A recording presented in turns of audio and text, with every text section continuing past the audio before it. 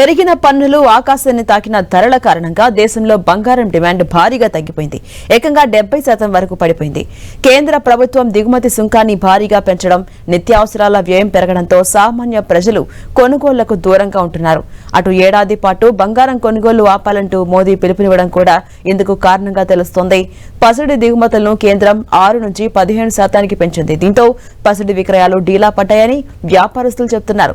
గత ఏడాది మే నెలలో 25 టన్నుల మేరకు బంగారం డిమాండ్ ఉండగా ఈ నెల 13న సుంకాలు పెంచిన తర్వాత వారం రోజుల్లో ఇది 7.5 టన్నులకు పడిపోయింది. పశ్చిమాసియా ఉద్రిక్త వాతావరణం నేపథ్యంలో ఇంధన, వంట గ్యాస్ ధరలు పెరగడంతో నిత్యావసర వస్తువుల ధరలు కూడా ఆకాశాన్ని తాకుతున్నాయి. దీంతో బంగారాన్ని కొనుగోలు చేసేవారి సంఖ్య తగ్గిపోయింది. అలాగే పసిడిపై అన్ని రకాల సుంకాలు 9.18% నుంచి 18.45% చేరుకున్నాయి. దీంతో వినియోగదారుల ప్రాధాన్యత జాబితాలో పసిడి పక్కకు పోయింది. ఇక ఈ ఏడాది బంగారానికి దూరంగా ఉండాలంటూ ప్రధాని మోదీ దేశ ప్రజలకు చేసిన విజ్ఞప్తి కూడా మార్కెట్ సెంటిమెంట్ ను దెబ్బతీసింది. దీంతో పాటు పెట్రోల్, డీజిల్, నిత్యావసర ధరలు పెరగడంతో మధ్యతరగతి కుటుంబాలు పసిడి కొనుగోళ్లను వాయిదా వేసుకుంటున్నాయి. ప్రస్తుతం ముంబై స్పాట్ మార్కెట్లో 10 గ్రాముల స్వచ్ఛమైన బంగారం ధర ఏకంగా 1.57 లక్షలు పలుకుతుండడం గమనార్హం.